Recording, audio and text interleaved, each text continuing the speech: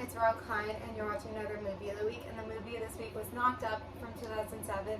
So you haven't watched it, watch it now. If you're new to movie of the week, is I talk about a movie here. At the end of the video, I'll say the movie for next week, so you can follow along.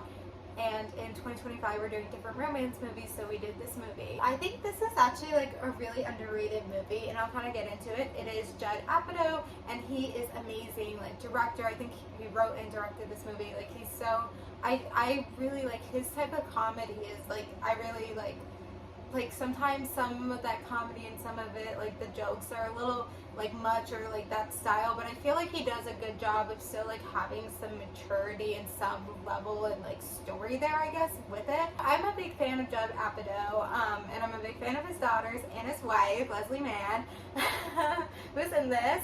But yeah, I mean, kind of getting into like amazing cast.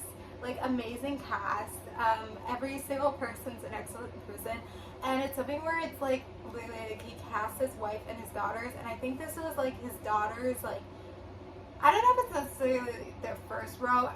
I feel like probably in other Judd Apatow's movies maybe they were like a cameo or something, but this is like where they like really had like a bigger role, I guess. And then it's so funny because it's like Leslie Mann and Paul Rudd, and then This Is 40 is literally like them two with their daughters, so it's like them, like it's like a continuation, but it's not supposed to be in the same universe, but like a lot of people pretend it's in the same universe or something. But yeah, amazing cast. And I think this movie, you know, it's a rom-com, but I feel like it's more on the comedy side, and I feel like we've had one or two this year that was more the comedy side and the romance was secondary, and so I definitely feel like this is more comedy side, where, you know, if this is Judd Apatow, like he does more comedies, like, but they all have like romance to it a little bit, like I guess, but it is more of a comedy, and it's like down that lane of more of a comedy. But I think there's something like so like actually like heartwarming about this movie,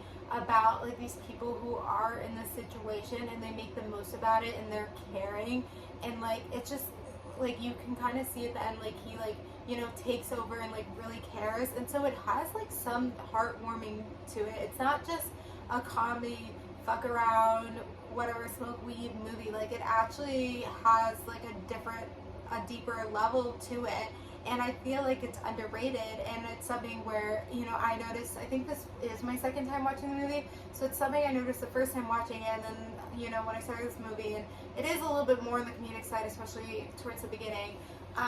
You know, I kind of like, I was like, am I going to feel the same way? Because I kind of remembered feeling that way. But no, I felt that way again. Like, it has this deeper meaning. Like, it does have these, like, you know, hard conversation, this, like, screaming match, you know, like, she's hormonal, they're, like, going through this tough situation, but they're going through it together. Like, it has all that. When we get into the romance aspect to it, it's kind of like these, it's not like forced prioxy, what is that word? You know what I'm saying?